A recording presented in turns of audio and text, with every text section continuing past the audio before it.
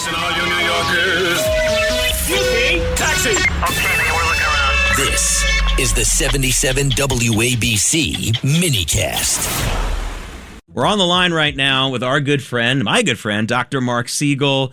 And Dr. Siegel, we got a lot of health stories in the news right now, but obviously the big one is this Ebola outbreak in the Congo. And I guess the scariest thing that I heard in the last 24 hours was that some of the people in the Congo, angry that the bodies of their loved ones weren't turned back over to them, so they set fire to these 10 hospitals, and in so doing, at least 18 patients left, and we don't know where they are. I mean, this is pretty scary, Doctor. Well, these Ebola outbreaks have been occurring for a decade now, and over a decade, 2 decades. And actually, the whole idea about lack of a healthcare infrastructure, Jake, and the idea of warring regions, and that's what we're worried about, right? Because it's getting into Sudan now, and Congo, the Democratic Republic of Congo, and Uganda. Not only do they have CDC boots on the ground and they have their own methods of taking care of Ebola. But when we get into the more war-torn regions that you're talking about, we're going to see more spread. Now, in 2014 to 16, we saw 28,000 cases. We're about at 1,000 cases now. So that dwarfs this, but there's a couple of caveats. One is that the Zaire strain, which is the one that caused the prior outbreak, we have a vaccine for that now, which is 80 to 90% effective. We can tweak that vaccine and get a vaccine to the Bundibugyo strain, which is what this is. But right now, we don't have any vaccine. We don't have treatment. A lot of stuff is in the works, but we don't have it. And so it will spread without the ability to control it. And that's one of the things we worry about. And we worry about, again, it getting into war-torn regions. But surprisingly, it's not new. That doesn't make it better. It's just that it's not new. And your point of how it's spreading is correct. You need close contact to spread this. It's not spreading through the air. The difficulty of spreading it human to human is actually something on our side. But if you get it, the death rate is somewhere between 30 and 50%. So that's why we're so worried about it. Anything different this time around? You mentioned it's a different strain, but anything different this time? I mean, did we learn some lessons here? And I guess that my other question is this. One of the worst things about the way the COVID crisis was handled in this country is that some of the institutions that people used to trust did not act in an exemplary fashion. Let's face it, the WHO, especially the World Health Organization. I'm worried, Doctor, that whenever we hear about these things breaking out, it'll be like the boy that cried wolf. Suddenly there will be a real emergency, and the credibility was eroded during COVID. I mean, is that something that keeps you up at night too? No. Good.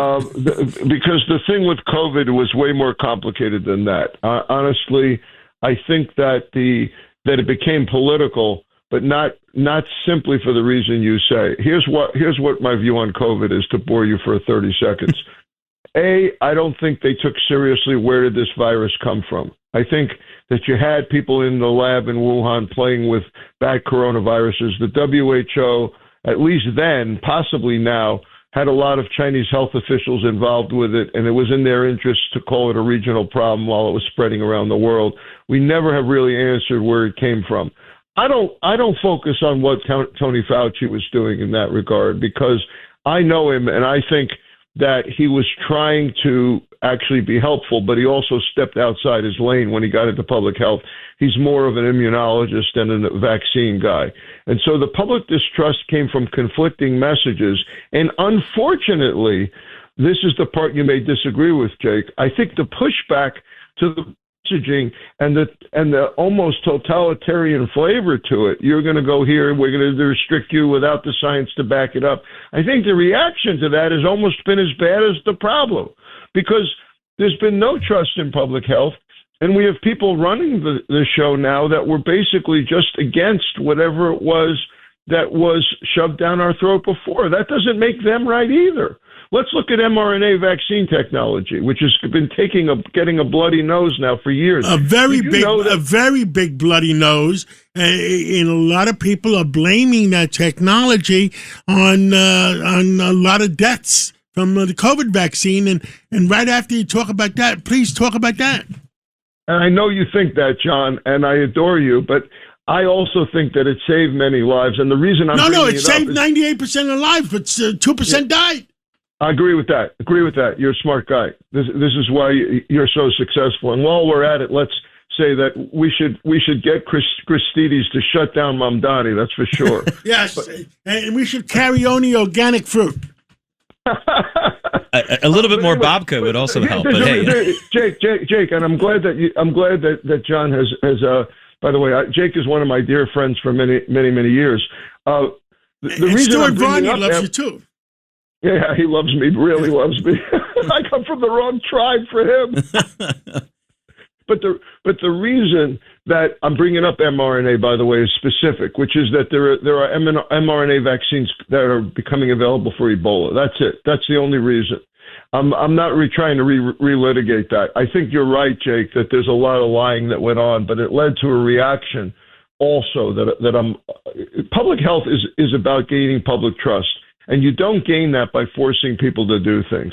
And especially when you use 1918 reasoning for something that's occurring 100 years later. That whole thing with the 6-foot distancing and the lockdowns was based on an idea from 1918 when we had no technology.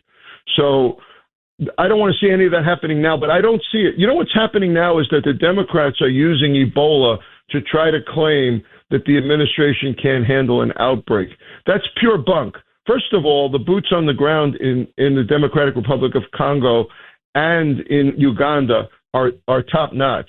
CDC has a big presence there. We have the Epidemic Intelligence Service there. CDC is participating. You know, the real question is whether the countries that have the broken down infrastructure because of war can handle this outbreak. But I don't want fear to control our response here. We had 28 times more cases in 2015. Dr. Marc Siegel, thank you so much for keeping us updated on all of that. I know also you've been on the air this morning talking about sepsis, that major story we haven't gotten to yet about the death of Kyle Busch. Just a quick reminder, I'm sure you'll back me up on this. If you have a major injury or malady, make sure that your medical professionals are looking for signs of sepsis. Correct, doctor? Yeah, let me talk about that for a minute before you throw me out. I actually was the first to say that this was likely pneumonia. It's because he had a severe sinus infection that wasn't responding. I thought it was suspicious that a doctor came over there a few days ago and suddenly gave him a shot. I thought that was probably antibiotics. I want to point out that, you know, on a racetrack with all those fumes and the toxins, that can drive infections, likely can drive infections deeper into the lungs. And the point you just made, Jake, is that it can turn from pneumonia to sepsis very quickly, because what sepsis is the immune system basically turning against you. It makes a lot of inflammation, and the body's not prepared for it. So your kidneys shut down, and you get acid in your blood, and your lungs fill with fluid. And that's what looks like what happened to him. And it's a warning sign that it can happen to you at any age. And 30 to 40% of severe pneumonia untreated turns into sepsis. And people that are in racing cars, and a lot of our sports heroes and a lot of our heroes in general, don't think of themselves as vulnerable in this way. So it's a big wake-up call for how quickly things can change. Luckily, Cassimatidis has me on speed dial and Peter also on speed dial, so nothing's happening to him. Well, thank you. Between Marc Siegel and Peter Michalos, we have him. You know, they take care of WABC listeners. Thank you so much, Dr. Siegel, and have a great rest of the day. Thank you. Thanks very much. And let's take a break, and we're going to come back with Bruce Mosler, Cushman & Wakefield. He's chairman of Global Brokerage, and he's going to give us a pulse of what's going on in the commercial real estate market.